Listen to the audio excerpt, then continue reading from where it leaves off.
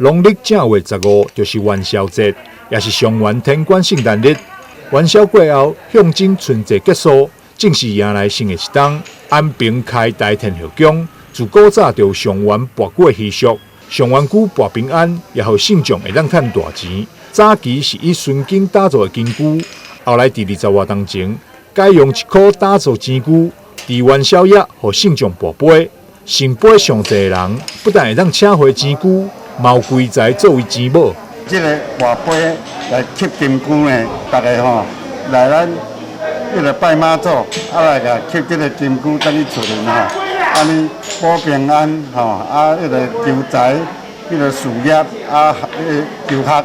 拢有真好一个迄个成果安尼吼，所以吼，大家信众吼，拢一直吼要求讲会当继续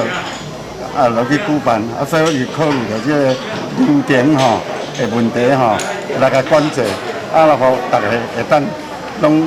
照咱的心内的想法吼，来去求着吼伊所想的，所爱用着这个金龟等于因厝里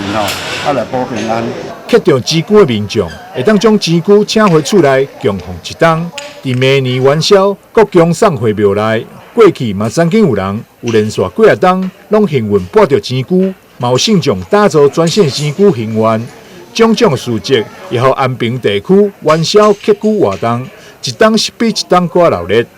台南新闻张秀伟采访报道。